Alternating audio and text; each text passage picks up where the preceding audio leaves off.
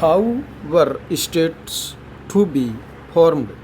The Constitution sought to balance these compounding claims by providing three lists of subjects: a union list with subjects such as taxes, defense, and foreign affairs, which would be the exclusive responsibility of the center, a state list of subjects such as education and health, which would be taken care of principally by the states, a list under which would come subjects such as forests and agriculture, in which the center and the state would have joint responsibility. Next, constituted assembly concerned language. Many members believed that the English language should leave India with the British rulers. Its place, they argued, should be taken by Hindi. However, those who did not speak Hindi were of a different opinion. Speaking in the assembly, T.T. Krishnamurti conveyed a warning on behalf of people of the South, some of whom threatened to separate from India if Hindi was imposed on them.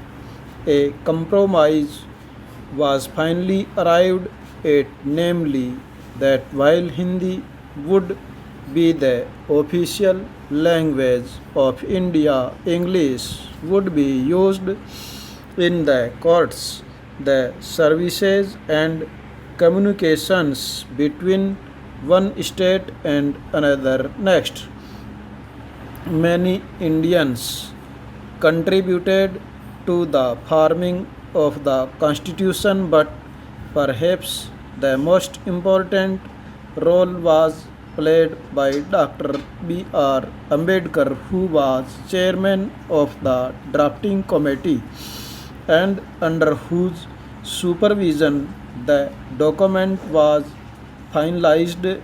In this final speech to the Constituent Assembly, Dr. Ambedkar pointed out that political democracy had to be accompanied by economic and social democracy, giving the right to vote would not automatically lead to the removal of other, such as between rich and poor or between upper and lower castes.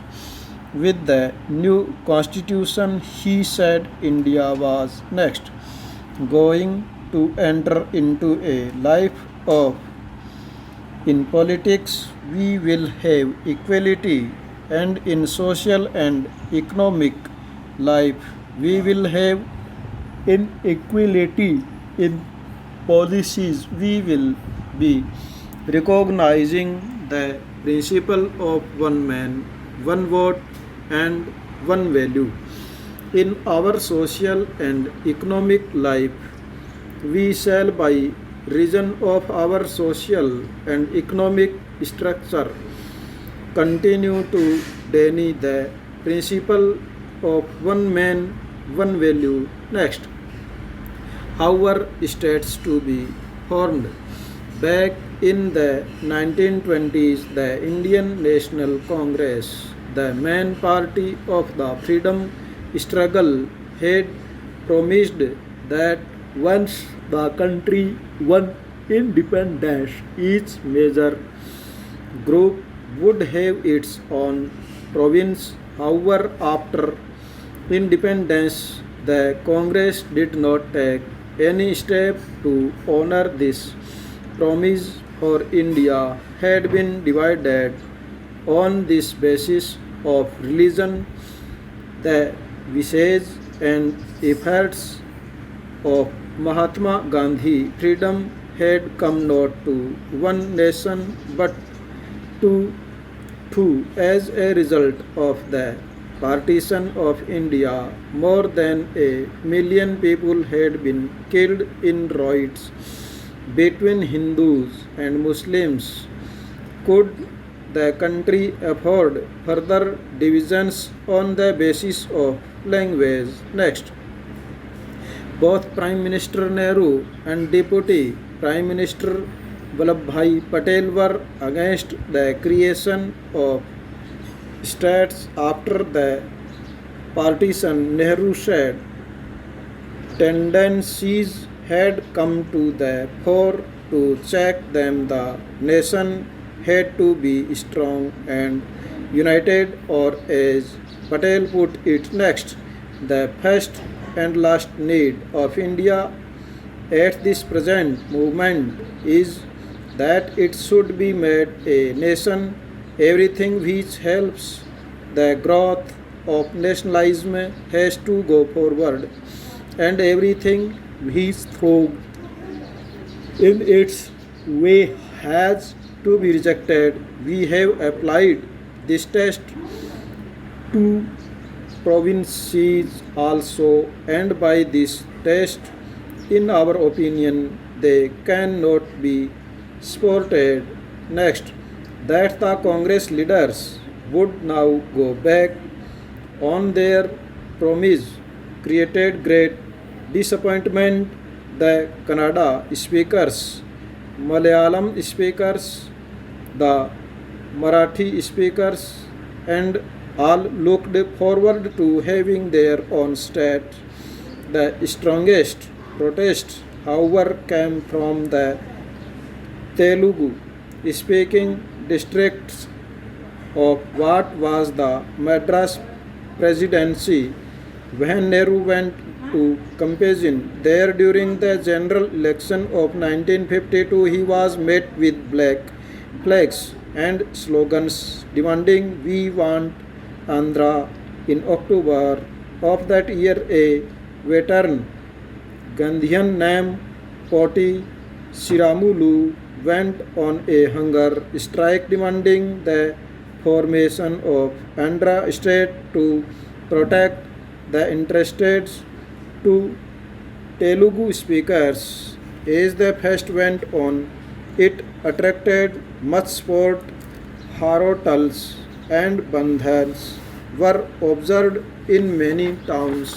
Next, on 15 December 1952, 58 days into his fast, Poti Sirumulu died. As a newspaper put it, the news of the passing away of Srimulu influenced entire Andhra and South.